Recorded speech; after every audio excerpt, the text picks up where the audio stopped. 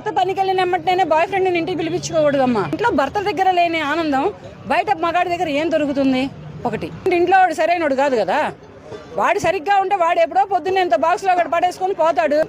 పరాయి మగాడిని నువ్వు ఎప్పుడైతే నీ ఇంటికి తీపిచ్చి నీ మంచం ఎక్కించావో, ఇప్పుడు అబ్బాయిలు అమ్మడ పడట్లేదయ్యో, అమ్మాయిలకు అబ్బాయిలు బోర్ అయిపోయారు, అంకుల్స్ అమ్మడ పడుతున్నారు.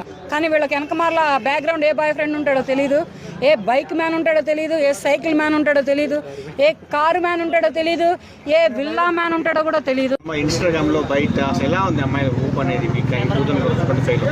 ఫేస్బుక్ వచ్చినప్పుడు కొంచెం పర్వాలేదు, కానీ ఇన్స్టా వచ్చి చాలా పాడు చేసేసింది యువతని. అమ్మాయిలను అయితే ఇంకా పాడు చేసేసింది. మామూలుగా పాడైపోవట్లేదు ఇవాళ రేపు అమ్మాయిలు. అసలు వీళ్ళు చదువుకోవడానికి వస్తున్నారా లేకపోతే జీవితం ఆగం చేసుకోవడానికి వస్తున్నారా అనేది అసలు తెలియట్లేదు. మరి తల్లిదండ్రులు వీళ్ళని ఏమని పంపిస్తున్నారు? వేలకు వేలు ఫీజులు కట్టి, హాస్టల్ ఫీజులు కట్టి, కాలేజీల ఫీజులు కట్టి వీళ్ళు ఏమని పంపిస్తున్నారో తెలియట్లేదు. వాళ్ళ తల్లిదండ్రులు ఇచ్చే డబ్బులు సరిపోవట్లేదా వీళ్ళకి? సరిపోక ఇటువంటి పెడదారి పడుతున్నారా, ఇటువంటి చెడుదారి పడుతున్నారా? ఆడపిల్లలు ఇలా ఎందుకు తయారవుతున్నారు అనేది కూడా అర్థం కావట్లేదు. అంటే ఇప్పుడు ఫాలోవర్స్ కోసం ఎక్కువ మంది ఫాలోవర్స్ కావాలని చెప్పేసి వికృత చేష్టలు చేస్తా ఉన్నారు. ఎందుకు? ఏంటి ఫేమస్ అవ్వాలంటే అలా కాదు. ఫేమస్ అవ్వాలంటే ఒక కంటెంట్ని ఎంచుకోండి, ఒక స్టోరీని ఎంచుకోండి, కెమెరా మీ ఫోన్ మీ ముందర పెట్టుకోండి, దాని స్టోరీని రిప్లై చేసుకోండి, అట్లా ఫేమస్ అవుతారు. కానీ ఇటువంటి వికృత చేష్టలు, ఇటువంటి విన్యాసాలు చేసి నలుగురిలో పడితే అది ఎంత గలీజ్ ఉంటుంది, ఎంత అసహ్యంగా ఉంటుంది. ఇది తెలీదా ఈ అమ్మాయిలకి? లేకపోతే వాళ్ళ పేరెంట్స్కి తెలీదా? పేరెంట్స్ పెంపకం వల్లనే పిల్లలు పెడదారి పడుతున్నారు. భర్తలను పట్టించుకోకపోవడం కాదు, భర్తలను చంపేస్తున్నారు పిచ్చోడా.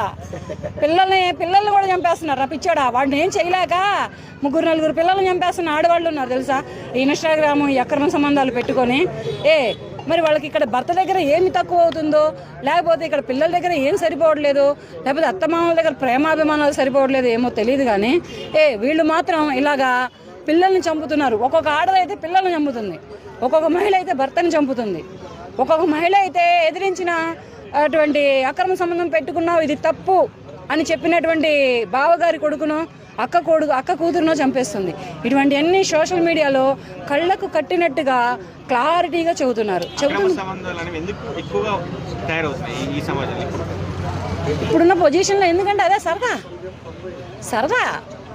ఆమె సరదా వీడు తీరుస్తాడు, వీడి సరదా ఆమె తీరుస్తుంది, ఇద్దరు కలిపి సరదా తెచ్చుకుంటారు. ఇక్కడ ఇంట్లో లేనిది వాళ్ళ దగ్గర ఏముంటుంది అనేది తెలియట్లేదు ఫస్ట్.